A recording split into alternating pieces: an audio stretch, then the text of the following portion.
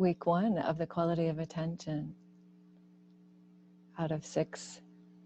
This is our group discussion meeting on July 5th, 2020.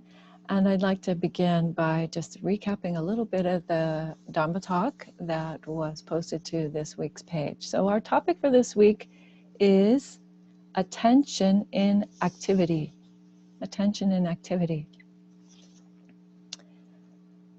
And before going into the activity part of it, the Dharma talk this week was an effort, began with an effort to make a distinction between awareness itself and attention. Awareness having a more receptive quality and an aspect of mind that is there prior to any kind of focus on our part, and attention having a more intentional, directive quality. And the benefit of aligning these two and thinking about how that can bring us into presence in the moment, into a kind of heightened, non-judgmental awareness of what's in our environment, what's interacting with body and mind. And I use the example of walking into your place of residence, and as you're on your way to the refrigerator to get yourself a beverage because it's so blazing hot, you set down your keys without aligning your awareness with your attention, or your attention with your awareness. And then, lo and behold, the next time it's time to go get the keys, you don't know where they are. So you had enough awareness to walk in the door and not trip over the doorstep, but not enough attention to actually retain a memory of the experience, a functional memory of the experience, because you were off in the future. Your attention was on thought and not on the embodied experience. And then, so then talking about beginning with the study of attention in activity. So why activity? Some folks might say it's harder in activity than on the cushion. I would suggest otherwise. I would say it's actually can be much easier for us to begin to notice these gaps between where our attention is and where our actual body is when we're in activity. And Zen, so we begin with Zen teachings because Zen has a very strong tradition of mindfulness of body, attention to body, very ritualized practices and other sorts of practices that are very much helping us to habituate this way of aligning the awareness and the attention. And then I spoke a little bit about Genjo Koan. So Genjo Koan is you could say a foundational text for the Soto Zen school of Japanese Buddhism, lineage of Japanese Zen Buddhism. And I didn't get too much into detail about the title and those things. More than anything, I wanted to point out for you this part of the text in which I believe Eihei Dogen, so the founder of the school, pointed to the way in which our understanding is predicated, or it's co-arising with a kind of involvement. And so when one understands one thing, one penetrates one thing. Sort of, I made the parallel with quantum theory, about which I have already admitted to not being an expert. But quantum theory, which says when you observe a thing, then it becomes more defined and more measurable. There is a certain kind of ambiguity about a thing before our observation of it. Anyway, moving on, then I spoke a little bit, I believe, about contact and about how sense consciousness arises with contact. And that's why that next line, arise together and practice together. things that come into our perception arise together and practice together. And that's where the story of the left foot going in the skirt first for my friend and for her 3-year-old daughter, a story which some of you have heard a few times. And then continuing on with the Tenzo Kyokun, so that was our primary reading. The Genjo-kon was the optional reading. The Tenzo Kyokun, the translation by Reverend Taigen Dan Layton. And as I said, it's just interesting how it has evolved for me over the years, that these instructions to the cook felt before like Dogen, Eihei Dogen, bouncing back and forth between the mundane and the universal. And now I look at it and I say, no, what he's saying is all the way through the mundane and the universal. And our diligent care and attention and interaction with that is what allows us to begin to experience it. And he talks about, we're not talking about the birds and the bees, we are talking instead about the monkeys and the birds in this text. The way that the mind scatters, the way that the mind is scattered. And he suggests a way to unify, to integrate the mind by taking the backward step of inner illumination. A very, very famous phrase in the Zen circles. So we can talk a little, I hope we will talk a little bit more about that piece. So ultimately coming to close with some sense of our intimacy with our environment, our complete interactivity with our environment as discovered perhaps anew in these moments of attention. And the non-separation between the inner world and the outer world, the way in which those things are completely influencing each other and co-rising, such that when we change our inner world, then the outer world is changed. So that is the recap for today.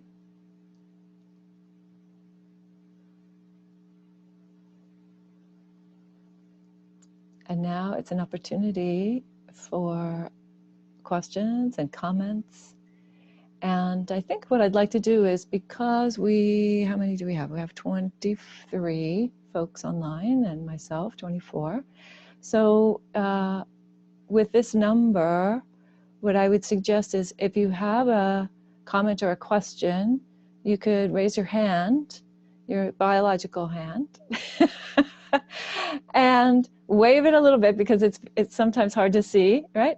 And then I will call on you and you can unmute yourself or I'll unmute you. So Margaret, I see you have your hand up, so you could be our first question.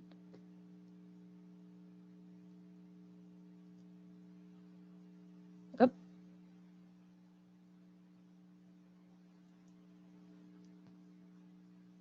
Hold on one second. Yeah, let's see, hold on. Oh, there you go. Yes. I've certainly read the instructions to the cook a number of times. This time, I was so struck by one line, and the line was very mundane. It was about retaining the white water after washing the rice. And the reason I was struck with that was I have just finished reading a book on POWs during World War II, POWs of the Japanese. And the Americans in particular who washed rice did not save that water and ended up with severe pellagra. And the Dutch, who had the experience of being in Indonesia, of being in Asia, retained that water and did not get pellagra. And so I'm guessing that there is a very practical reason that that instruction is there. And I'm wondering if there are more very practical reasons in this text that I've been oblivious to. Oh, yes. Well, so, I don't know about your obliviousness, Margaret, but I will say definitely there are lots of practical suggestions in here. One of my favorites is, and I will say one other thing, let me not give you a new example before I address the one that you gave. So the washing the rice and retaining the white water is exactly that. Part of it is just flat out nutrition, particularly when Dogen and his students moved up to Fukui Prefecture. They were way up in the mountains, and they went through periods where it was clear that they had little to eat. So there was that aspect of it. And when I lived in Japan, we actually also retained the white water that came from washing the rice, not because of that reason, because goodness knows we had rice coming out our ears. We had rice stored in sheds and all sorts of places all over the monastery, but because there was a way that could become a nutrient for a particular kind of enzyme, a particular kind of bacterial something or other that produced enzymes that helped our garden to grow. So we had an organic garden, and we were constantly, dealing with the bugs and trying to make food grow faster than the bugs could eat it. And so so they had these creatures, literally these creatures that we would pour into the white water that we'd saved from the rice. And when I lived in Japan, I was told to throw that water away. So Interesting. Yeah. And the other kind of useful one that pops out immediately in my mind is, he says, put high things in high places and low things in low places, and that is a teaching about sort of differentiation, about not losing our way of being in touch with what's really happening. So like, you don't put the super heavy pots on the top shelf. It's not a good idea for your health, right? So it's a literal thing, but it's also referring again to this kind of diligence in practice. Like, yeah, don't go to sleep and pay enough attention that you can differentiate what goes on the top shelf and what goes on the bottom shelf. Mm-hmm. Yeah. Adrian, did you have your hand up? Okay. Let me see, you're muted still, so let's see if I can unmute you. Hold on. Maybe you could try from your end, I think. Oh, there we go. It's just a little bit of a pause. I was just saying, I lived in El Salvador during the war, and I was a healthcare worker, and people had no medicine, and we would use the rice water for medicinal purposes. I mean, if people were sick, or we would use it the way people use, I don't know, those bottles of things you buy in the store if you have gastrointestinal problems. So people would do that, and we used rice water was almost holy. It was used for nutrition, it was used for medicine, rehydration. Yes. Yes. Yeah. Yes. Thank you for sharing that. It's lovely. It's true. It's a lesson in valuing what we have, right? It's a lesson in gratitude, if nothing else. Appreciation for even the very small benefits of life.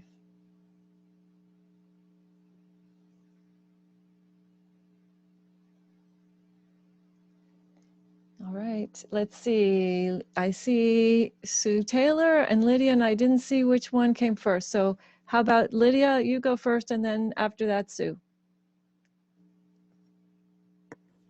Thank you. Thank you. I want to validate what you guys said earlier. I grew up in Taiwan in the 50s and 60s. That's exactly what we did. We preserved the rice water that we washed. And one is for to cook something for somebody has a digestion problem. And second, we do water the garden with it. So I grew up with that. But I think what later on we did throw those water away because it was organic earlier. Then later on it's getting some kind of chemical mixed in there when they processed the rice. So we couldn't really do it.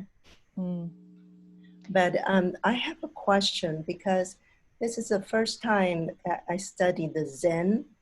So this document we're reading, so I was a little bit confused. Who wrote this document? Is Dogen? Right. His name is Eihei Dogen. Eihei Dogen, and he was born in the year 1200 in Japan.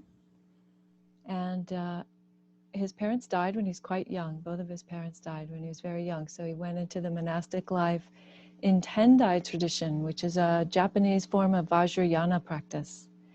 And then in his 20s, he became kind of disillusioned with the Tendai teachings because he felt that it was a little bit too Pollyanna. There was a lot of saying, you're already Buddha, and not really any kind of understanding about what that meant. And so he went to China. He went to China, and there he met his real teacher, his you could say his root teacher,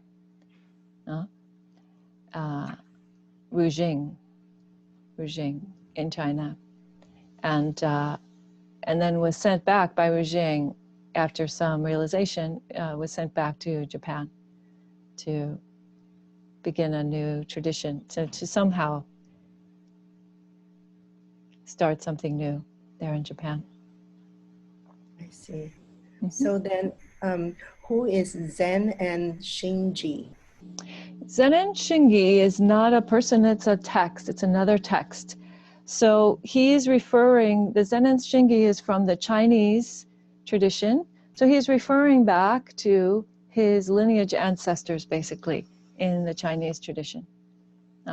So that's the Japanese translation of the word.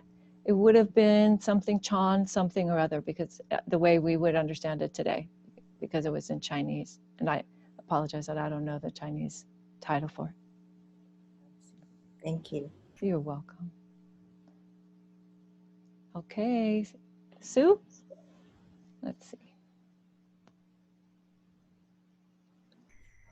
Okay.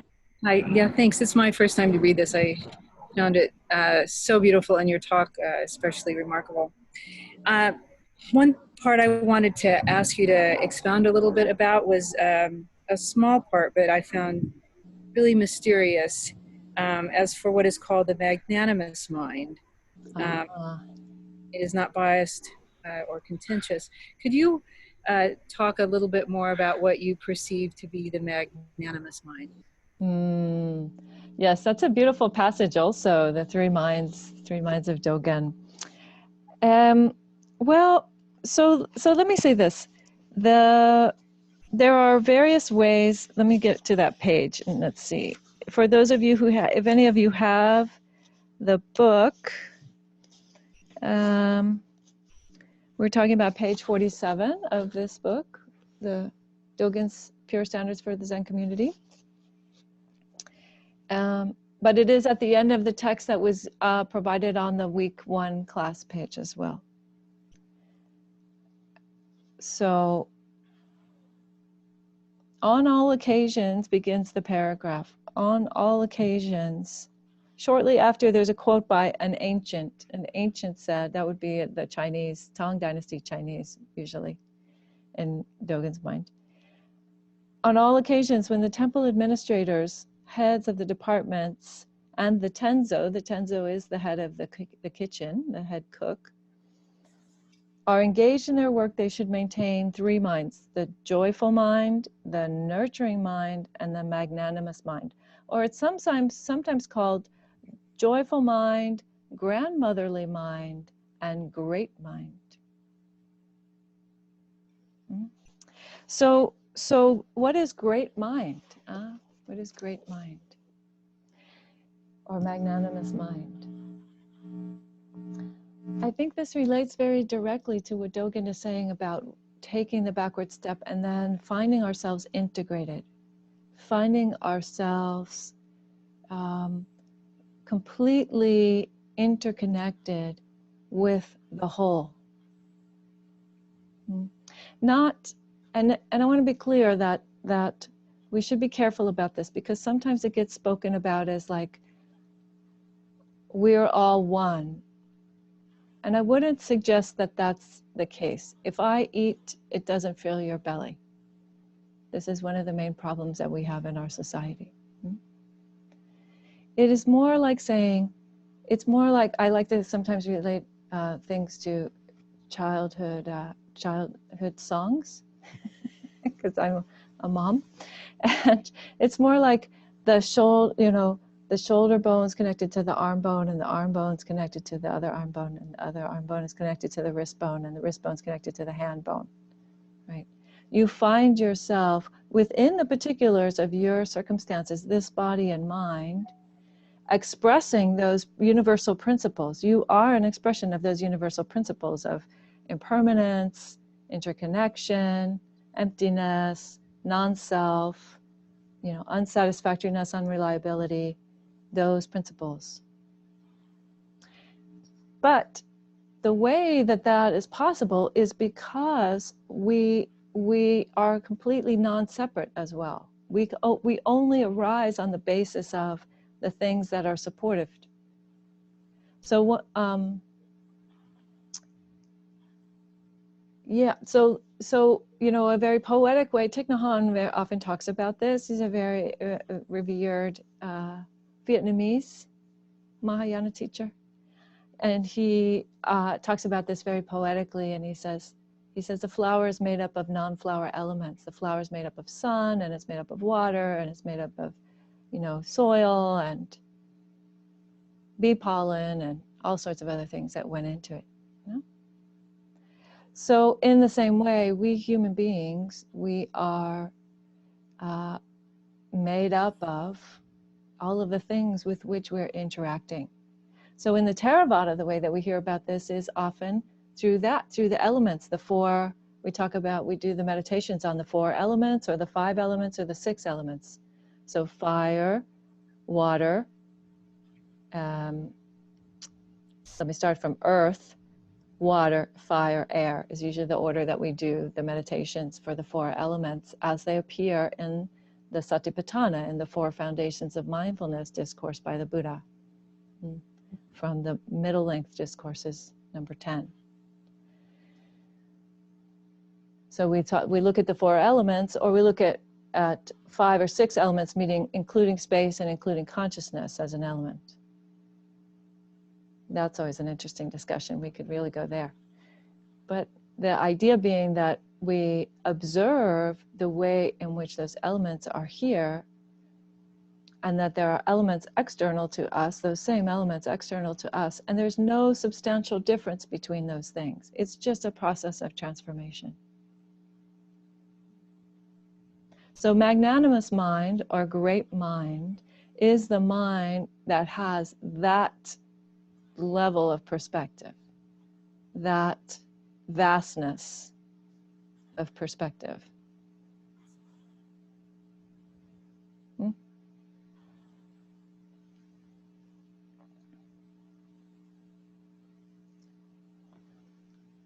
Christy, you're unmuted now.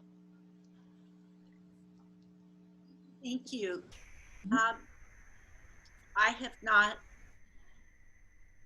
studied Zen. I've done a little of Zen sitting long ago, but I have not studied. So I'm not sure what is meant by the term penetrating an object, but I'm wondering if that is being aware of it with this great mind. Is that what's meant by penetrating? It's a good question. It's a good question.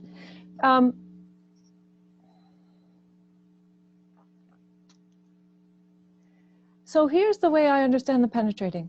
When I talked about contact, so you have a sense, you have your eye, you have light comes to the eye, and if you are conscious in some form or another, even if you're asleep sometimes, light hits the eye, and there's a form of eye consciousness, right? This is I talked about this a little bit in the lecture.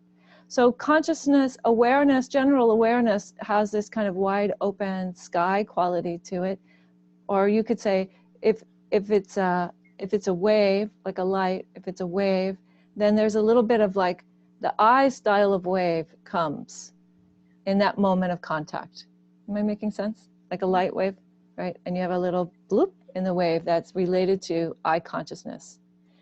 So in that moment, however, as I was saying before, your observing it is also sort of shifting things. Your presence in the room with that thing is also creating a certain kind of intimacy. So when we say penetrating, it means it could be related to the magnanimous mind in the sense that it means actually seeing those principles at work, seeing how that mechanism is actually at work in the thing you're seeing, or in the thing you're hearing, or in the thing you're feeling with your hand.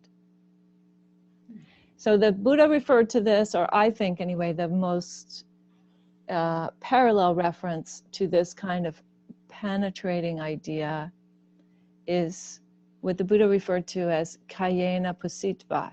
Means, in Pali means literally with the body, or by means of the body having touched.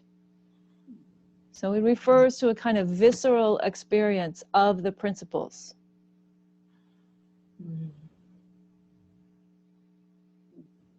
Okay, thank you. Okay? Yes, you're welcome.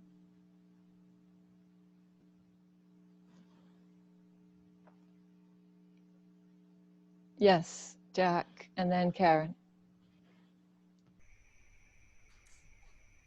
Can you hear me? I can. All right, thank you. So I think this relates to comments you just made. In your Dharma talk, to prepare for this class, I was intrigued by your reference to threefold contact. And just as a side note, I would mention Shelley and I took a class earlier this spring online studying the Satipatthana. And Analayo uses a similar phrase, but he at one point talks about the point of contact, which I assume means the point at which we receive sensory or mental or emotional or, whole body awareness input.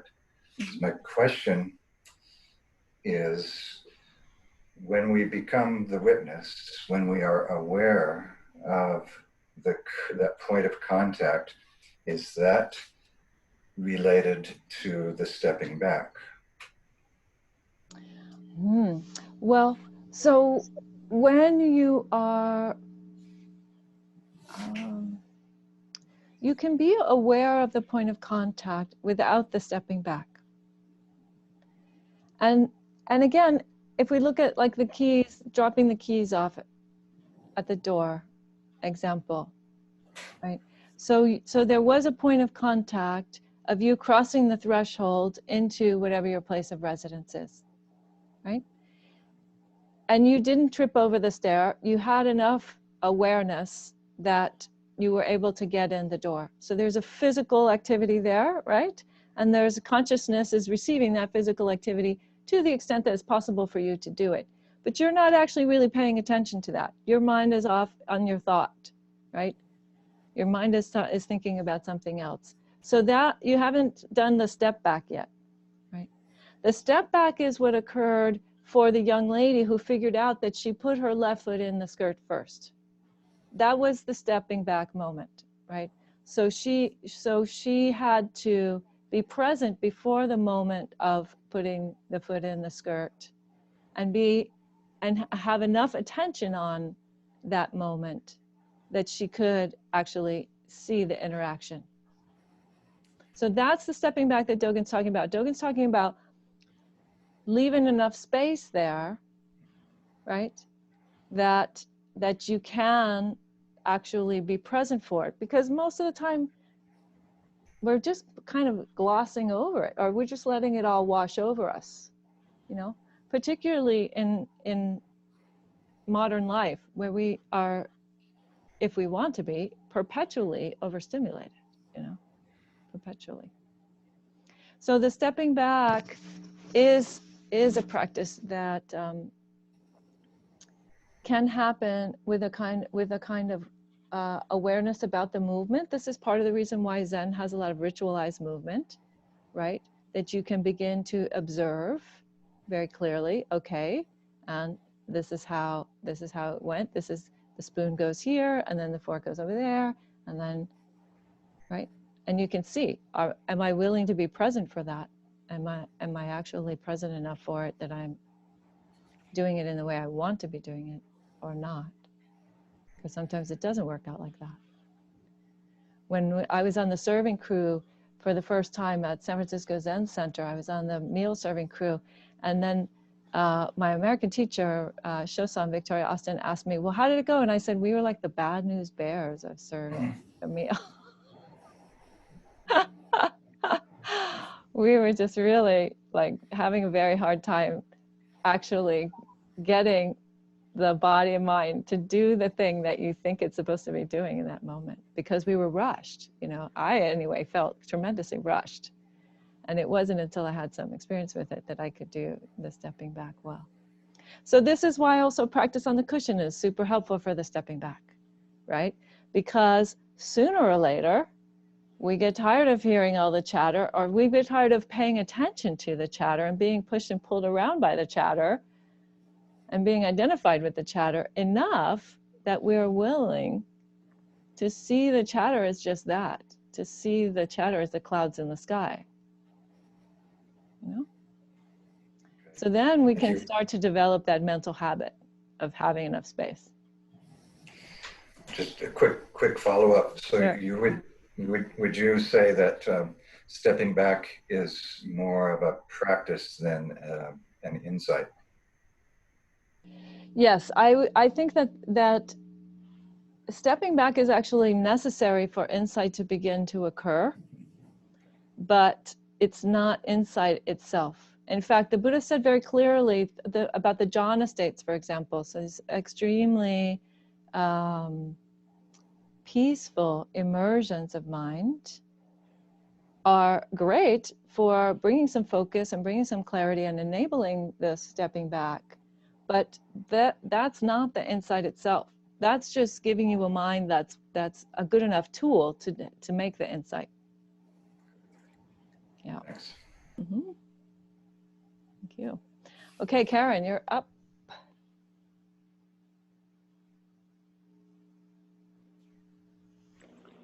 Thank you. Good to see you again.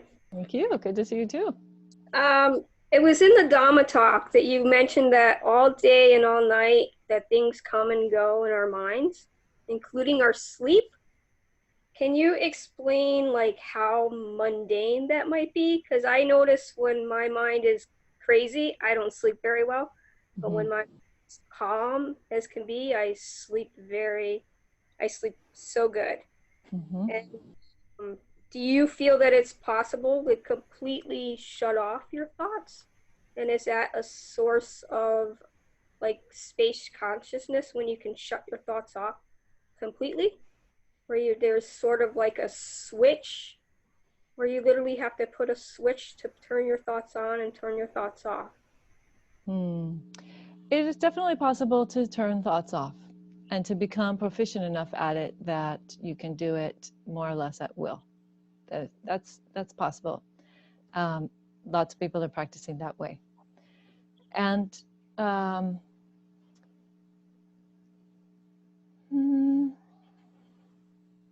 mean, again, I think it's very important to be clear about the difference between what we call samatha, or the stilling of mind, and experiencing that basic peacefulness of it, and vipassana, or the insight into the fundamental workings of mind. Okay. So the vipassana, the samatha side, and experiencing that stillness is a lesson in itself, because what you see when that happens is that you see that there's nobody driving.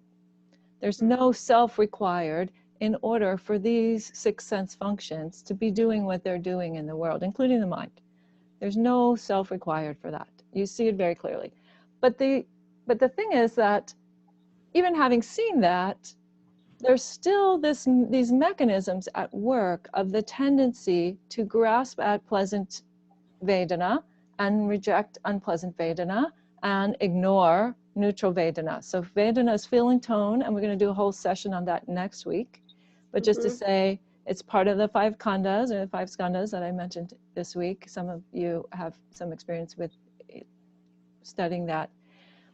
So there's still these kinds of both tendencies in the mind and this mechanism in the mind of response and or reactivity to contact.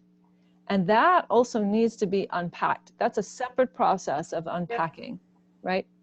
So in terms of sleep, I would say what I experience, or what I think most of the people who talk to me about sleep problems experience, is that what they're experiencing is the mind's effort to resolve things unresolved. And that's part of the reason for, and this is very good how this all comes around, Karen, I love it, that's part of the reason for attention and activity, because when you are fully attentive to the activity, there's nothing left unresolved. Whether it went well or it went badly, or you don't understand how it went, it doesn't matter. If you were fully aligned with awareness and attention in that moment of activity, in that moment of speech, in that moment of thinking, it is resolved in a way that the mind can let go of it. But if you're not there, and it's all kind of a muddle, and it's all kind of foggy, and there are like little pieces here and there of things that that the mind cannot seem to relate to the stream of consciousness, then what I think, that's just my theory, that the mind is trying to then, okay, get it all to line up again so we could move it along the conveyor belt, so to speak, you know? Yeah. So turning off thought before sleep, for example, wouldn't work. I don't think. There are people who lucid dream. You can, for example, it's not too hot. Well, I shouldn't say it that way. It's certainly possible, in recent experience of my own, to like follow your breath the whole night. That's a practice that some people can do.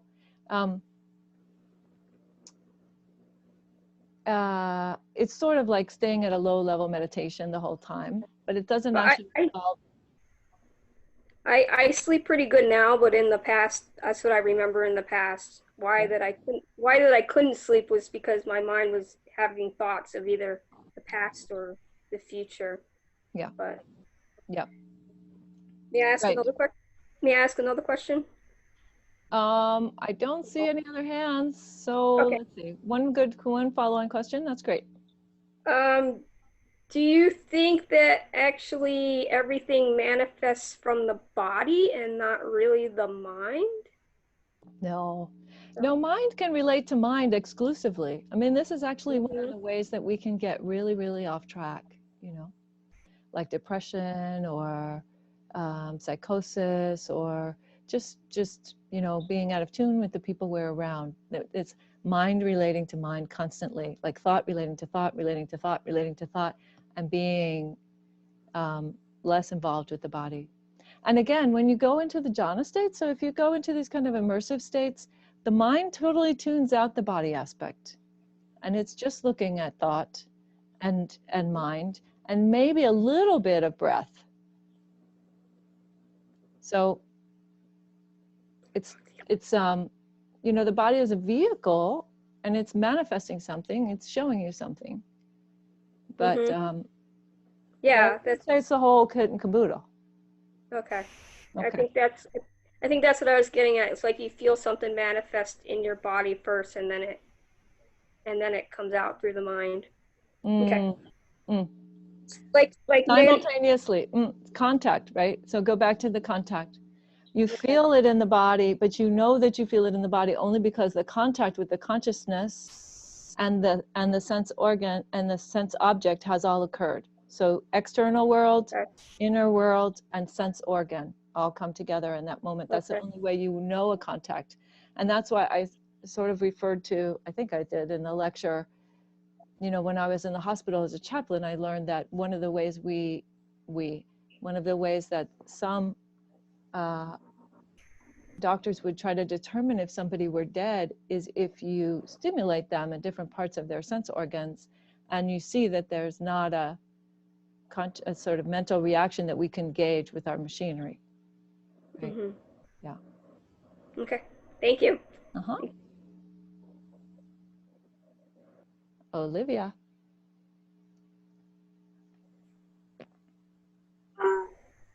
And I don't know, so my question, I don't know that this is necessarily about attention.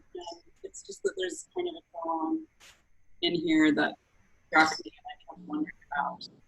Okay. Instructions for the Tenzo. So after the paragraph that is about, while examining the rice, watch for sand, while examining the sand, watch for rice. Yes. And he gets into the younger student asking, do you sift out the sand from the rice? Or do you sift out the rice from the sand? And Zhufeng said, I throw out the sand and the rice at the same time. Mm-hmm. Hongshan said, then what will the community eat? He basically dismisses his question. And I don't have it stuck with me, but I don't have like an answer, and I wanted to hear your interpretation of it. Great. Okay, so what I will do is I will give you another pointer rather than unpack the whole koan for you, and then you can see where you go with it, Olivia. So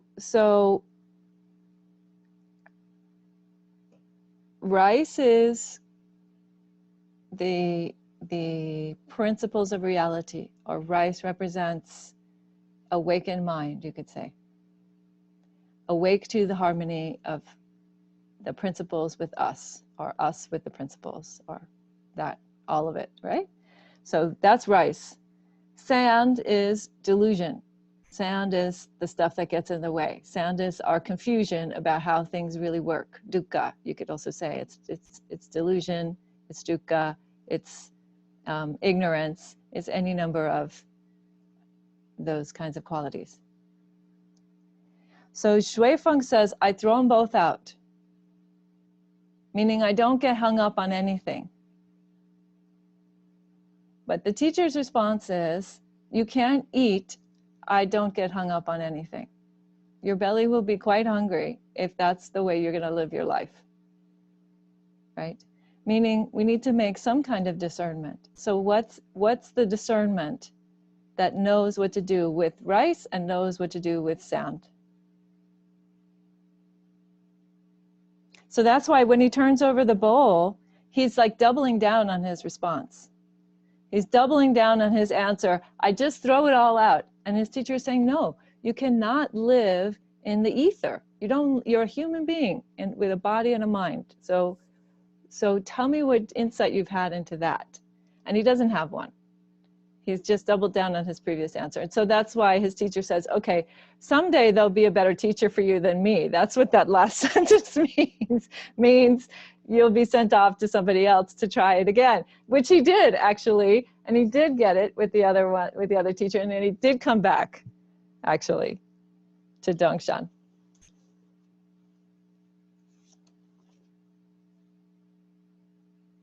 Yes, Genku. Of course you're going to jump in here. Yeah, I reading this, and I'd read this a long time ago, and it was nice to pick it up again. And it was like being hit by a Mack truck when I ran into that bull being turned. Because I was happily reading along saying, that sort of intellectual knowing, I understand this. And then I hit the koan. Mm-hmm. And it smacked me. And it was funny because I was actually sitting with another koan. And this is the one that popped up. And I was like, oh, no, wait, bowl's empty. That's a smart student's answer. Also a smarty pants student answer, in a way, because he's right. But you're not going to fill any bellies with an empty bowl. How nice, it's empty, it's upside down. There's an emptiness, I'm so smart. You'll meet somebody else. Go on with your one. Yeah. I thought that was so nice. It was so nice that others reading through this pick that up as being an interesting bit, because I think it's a fun one for me.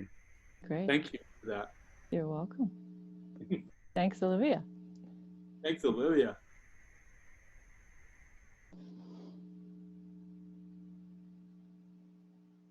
Okay, let's see, Michaela, and then Lydia again. Okay. Hey, hello. Hello. I read this piece for the first time. It was awesome. And it seems that Dogen was very impressed by his meetings with Tenzos. With both of them, he describes. Yes. And it was lovely to see his first meeting when he asked the Tenzo, like, what's the point of just working? So it was very nice to see because it's so very encouraging for a layperson. So it makes me wonder, like, how much impact. Yeah, and also there's another story of the Tenzo coming back to visit Dogen. Actually, I wasn't aware of that this happened. That it was actually the cook that gave him a friendly visit. Yes. And Dogen seemed to be very touched by that. Yes. Yes. So it makes me think how much influence those meetings could have for what Dogen did with Zen and making it approachable to lay folks. Yes, I think that's a very good pointer there. Those were formative years for him, and he had to go from what felt to him like a very intellectualized and ceremonialized kind of Buddhism to this very embodied Chinese form, you know? And these Tenzos were because they're doing the cooking and feeding people every day, they're all that much more aware of the embodiment of the form, right? So they're not letting him get away with these kind of lofty ideas about just being a scholar, you know? But like, what more do you bring to this? Because scholarship is great, it's helpful. It's not to say that we shouldn't be learning. That's what we're doing here, right? We're reading some texts. We're talking about somebody who lived almost 1,000 years ago now. All of that can be a lovely window into someone else's practice, but it's not our practice, right? So that's what Dogen learned from those Tenzos. It's what's your actual practice. And then one of my favorite lines of the whole text of Tenzo Kyokun, of the instructions to the cook, one of my favorite lines in all of Zen is in that text, and it comes from the Tenzo who says to him, "In the whole world, it is never hidden." That thing that you're seeking for, that realization, that enlightenment, in the whole world, it is never hidden.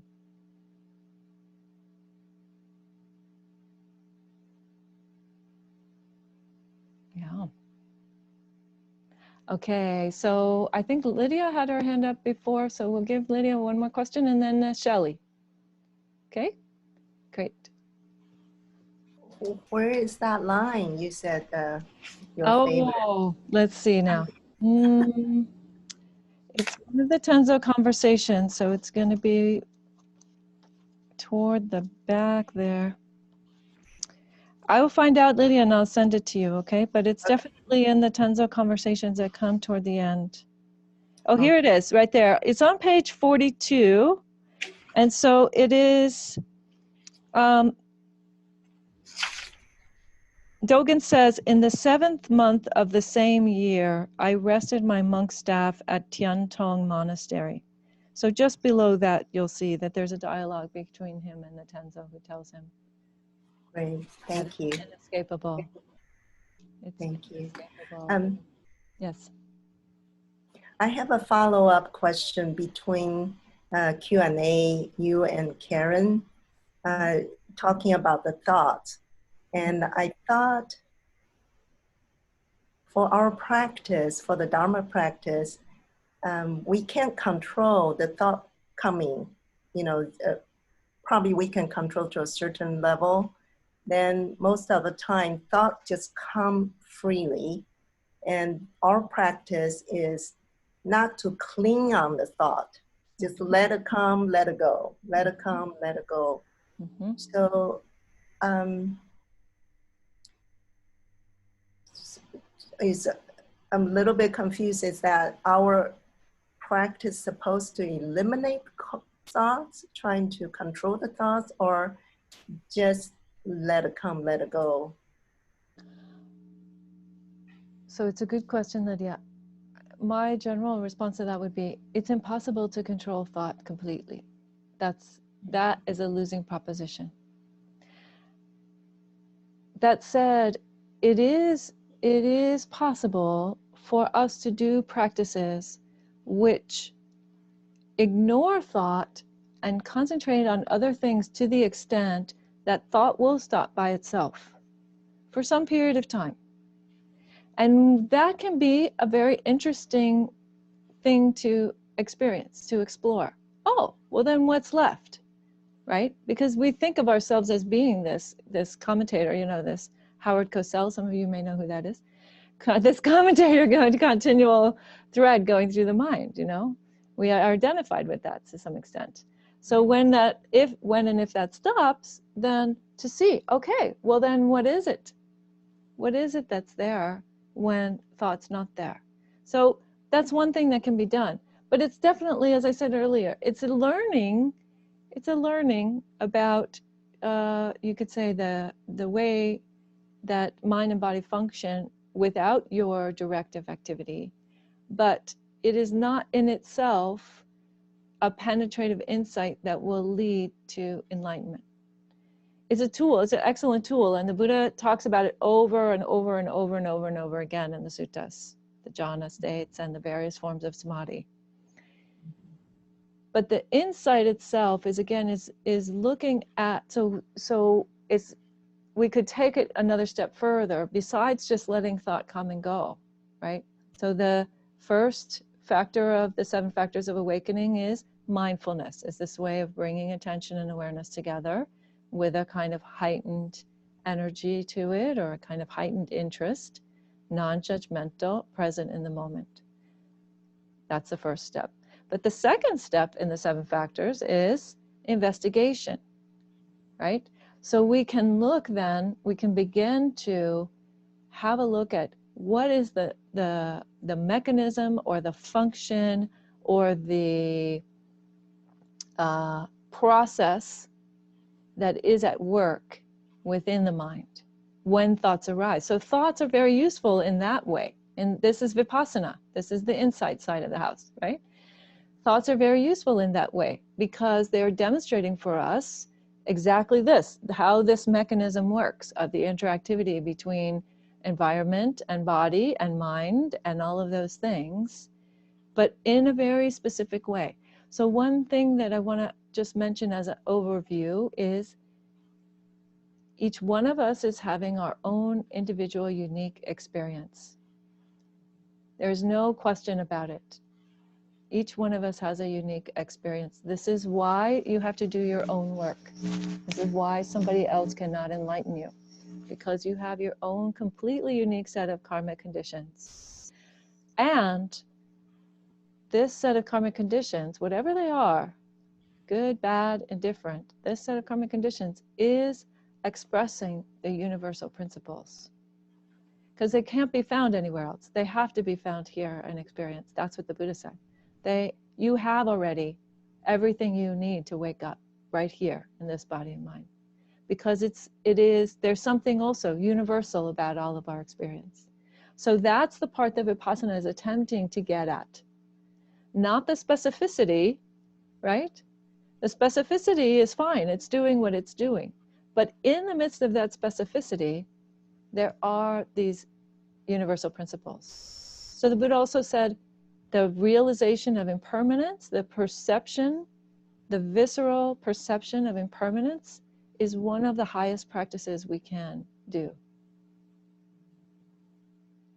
And that's what, right? That's what thought is showing you all the time. And bodily contact. But bodily contact, we experience it in conjunction with the thought most of the time, the vast majority of the time. Okay? Great. Thank you.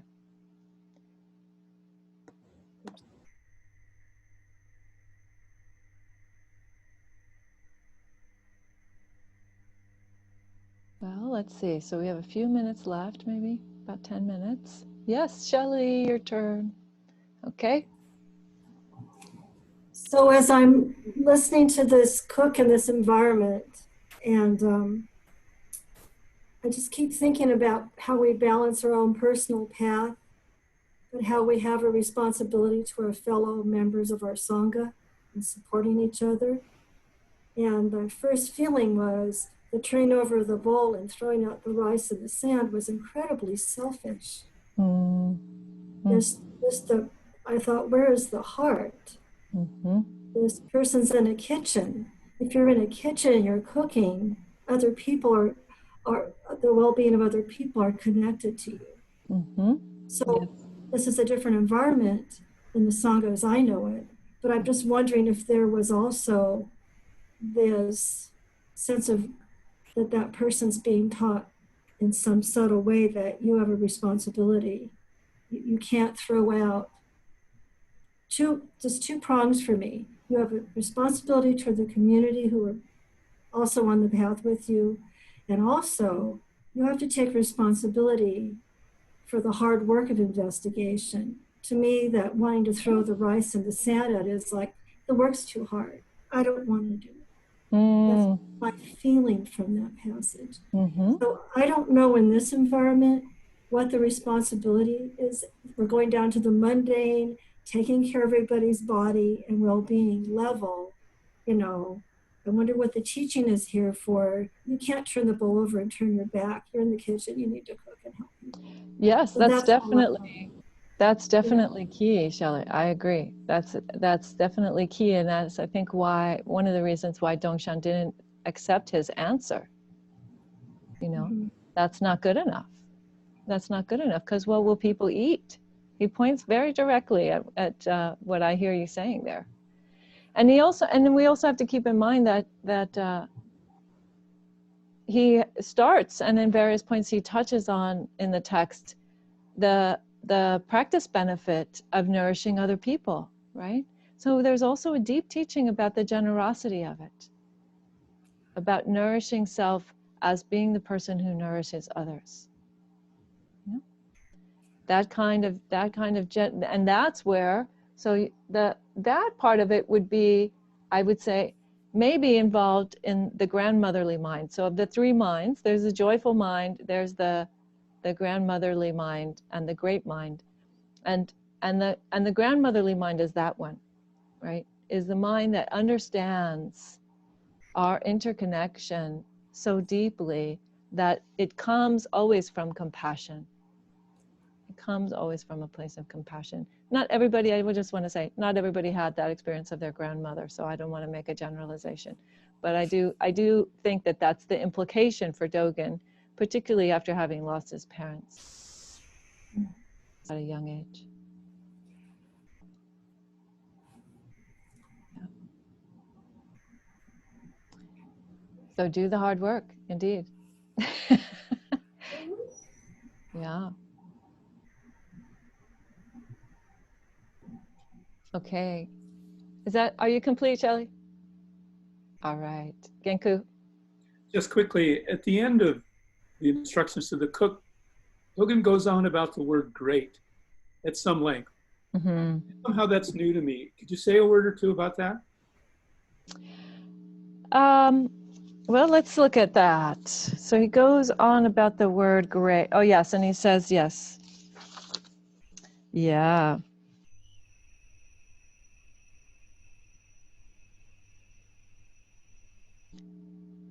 Magnanimous mind, like the great mountains or the great oceans, not biased, not contentious.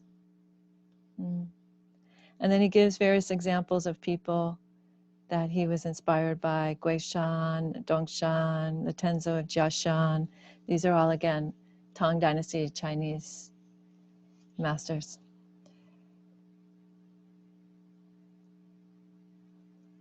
So Dogen's concept, and again, this is my interpretation of what Dogen meant. There are many different interpretations.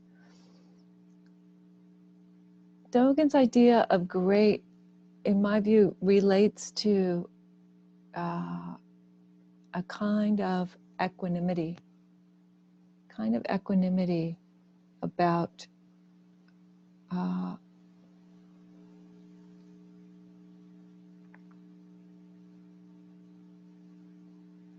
how vast it all is. Because that is something, I believe, I've seen, that we don't necessarily want to accept ourselves as a small event within a vast universe. Or maybe a series of small events if you have a belief in rebirth. But nonetheless, there's a certain both humility and courage that's asked of us to have the mind that is that great. That's what I think Dogen's referring to. And that's what I think the seventh factor, equanimity is the seventh of the 7 factors of awakening, is also referring to that. Some people, a friend of mine recently, this gentleman, Matty Weingast, who has recently done a series of the poetry of the awakened women of the Buddha's time. He did a sort of contemporary translation that we've been teaching from for about the last 6 months here at Aloka Vihara. And Matty likes to translate that word as perspective. But I always feel like that's a little bit limited, you know? It's perspective beyond this, well beyond this.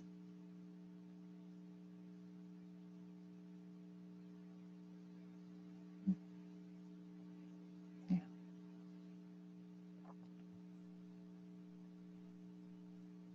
Thank you. There's a kind of beauty there, I guess, in you know, looking after a single grain of rice and seeing the great universe.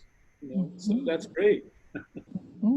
There's the very specific Dogen and the very temple administrator Dogen and this incredibly expansive, you know, springtime breeze of Dogen, you know? Yes. Thank you. Yes. Thank you.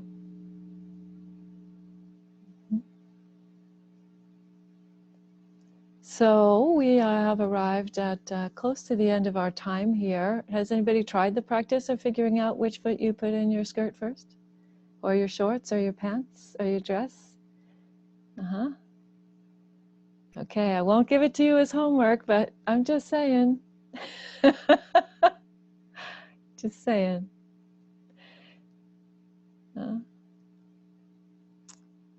All right. So for next week, let me just jump into that then. So for next week, our topic is the quality of attention to feeling tone. To feeling tone. So this might be a little more familiar for the folks in the class who are primarily practicing in Theravada tradition. This is the second of the 4 foundations of mindfulness. Mindfulness of feeling tone, Vedana. And for the Zen folks, you will know feeling tone perhaps from discussions about the 5 skandhas, and skandhas in Sanskrit or khandhas in Pali. The body, the feeling tone, the perception, the mental formations, and consciousness. These are 5 facets of the human experience that the Buddha, sometimes it's easy to relate to Buddhism as a set of lists, or to think about our practice in terms of like stepping through a list in sequence. And I would say it's more like various teachers, beginning with the Buddha, various teachers have said, okay, look here. Okay, now look here. Okay, now look here. And so these frameworks, these are frameworks, or these are efforts at allowing us to delve more deeply into a characteristic of our experience such that we can begin to see how it relates to the other aspects. So I invite you to take that up next week, and there will be a Dhamma talk posted by Friday, I hope, I suppose. And in the meantime, please continue to post your poems. Please have a wonderful rest of your week, and be well. Stay safe.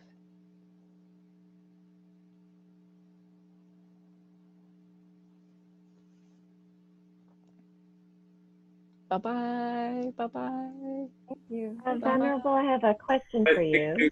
Sure. Nice I to see did you. not receive the email. Would you mind sending it to me? Okay, I will send you the email, Lisa. I apologize about that. And No so worries. Lisa and Thank you. Genku. No worries. Lisa, can you tell me what yours is just off the bat? Or is it okay for you to Yeah. share it online right now in front of other folks, just You so I want me make to chat sure it that to I you, have? or? Oh yeah, chat it to me. That would be great. Genku, I know I have yours. Thank you. Good to see you. And the pup. Ah, yes. This is the dog, no Buddha nature right here. Great. Ooh. Woo.